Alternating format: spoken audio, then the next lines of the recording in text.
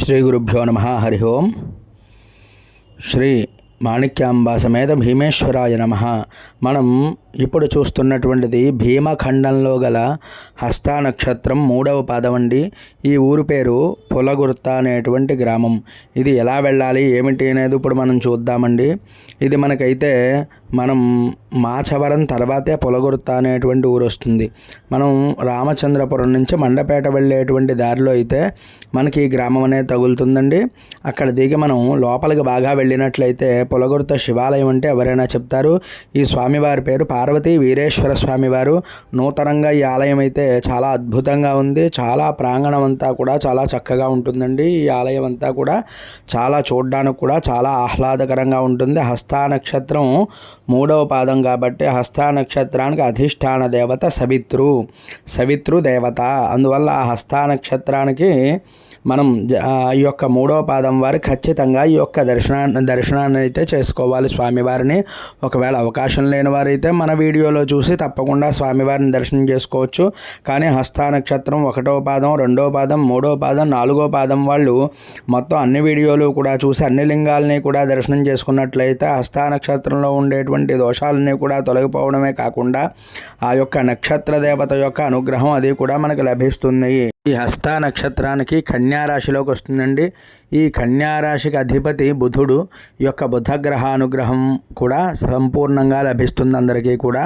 మరి ఈ హస్తా నక్షత్రాన్ని దర్శనం చేసుకోండి, అందరూ కూడా తరించగలరు. మరి ఇప్పుడు మనకి ఈ యొక్క చండీశ్వరుని కూడా చూపిస్తున్నాం, అందరూ కూడా దర్శనం చేసుకోండి. మరి ఈ యొక్క స్వామివారి యొక్క చండీశ్వరుని చూసుకోండి. చండీశ్వరుని చూస్తేనే స్వామిని చూసినటువంటి ఫలితం అది కూడా లభిస్తుంది.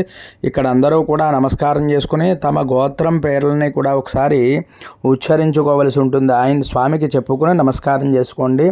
అలాగే ఈ యొక్క జాతకులు హస్తా నక్షత్రం 3వ పాదం వారు హస్తాయ నమః సవిత్రే నమః హస్తాయ నమః సవిత్రే నమః అంటూ శివ పంచాక్షరి జపాన్ని కూడా చెయ్యాలి. ఓం నమః శివాయ ఓం నమః శివాయ అంటూ చక్కగా అందరూ కూడా స్మరణ చేసుకోండి. ఇప్పుడు నందీశ్వరుని అయితే మీకు అందరికీ చూపిస్తున్నాను, దండం పెట్టుకోండి.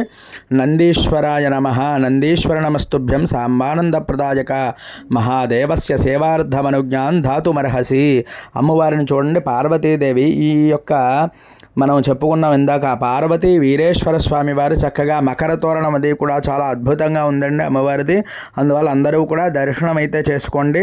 ప్రత్యక్షంగా లేని వారు పరోక్షంగా అయినా చూడొచ్చు. మరి గణపతి స్వామి వారిని కూడా చూసి దండం పెట్టుకోండి. ఇప్పుడు స్వామివారు నమస్కారం చేసుకోండి. వీరేశ్వర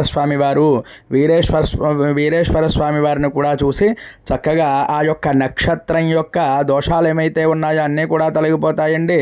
మరి పార్వతీ సమేత వీరేశ్వర స్వామి వారిని చక్కగా దర్శనం చేసుకుని తరించగలరు.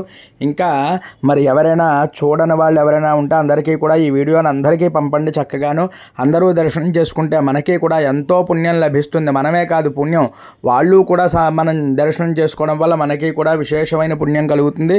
మరి మన ఛానల్ ఇంకా ఎవరైనా సబ్స్క్రైబ్ చేయకపోతే సబ్స్క్రైబ్ చేయండి. ఈ వీడియో మీకు నచ్చినట్లయితే లైక్ చేయండి, కామెంట్ చేయండి. హరి ఓం తత్సతు.